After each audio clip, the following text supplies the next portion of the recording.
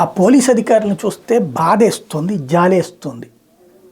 డిఎస్పీలు, ఏఎస్పీలు, SP rank అధికారులు ఇవాళ నిందితులుగా, అంటే ఇదివరకు వాళ్ళు దర్జాగా నడుస్తుంటే నిందితులు మొఖాలు మూసుకేసుకుని లేకపోతే మూసేసుకుంటూ వెళ్ళిపోతూ ఉండేవాళ్ళు. వాళ్ళు దర్జాగా ప్రెస్ కాన్ఫరెన్స్ పెడితే జర్నలిస్టులు అందరూ సగర్వంగా నుంచుని ఉంటే, అదే ఆయన ఎదురుగుండా ఒద్దికగా నుంచుని ఉంటే ఈ నేరస్తులు వణుకుతా ఉండేటటువంటి వాళ్ళు. ఇప్పుడు అట్లాంటి పరిస్థితుల్లో తమ ముఖాలు దాచుకునే పరిస్థితుల్లోకి పోలీస్ అధికారులు వాళ్ళు ఏం తప్పు చేశారు?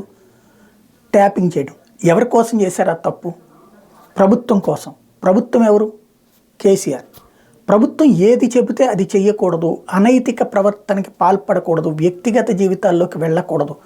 ఉగ్రవాదులు ట్యాపింగ్ చేయమంటే చేయాలి, నక్సలైట్లది ట్యాపింగ్ చేయమంటే చేయాలి.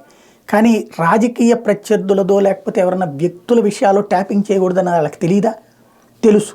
కానీ మంచి పోస్టుల కోసమో లేదా మంచి ఆదాయం కోసమో లేదంటే మంచి పలుకుబడి కోసమో చేసిన తప్పు ఈవేళ వాళ్ళని నిందితులుగా, నేరస్తులు ఉండే ఒకప్పుడు సెల్యూట్లు కొట్టించుకునేటటువంటి సెల్స్లో తాము ఉండాల్సి రావడం అన్నటువంటిది ఎందుకోసం ఆత్మవిమర్శ చేసుకోవాల్సిన బాధ్యత ప్రతి పోలీస్ అధికారి మీద, రెండు రాష్ట్రాల్లో ఉన్నటువంటి వాళ్ళ మీద ఉంది.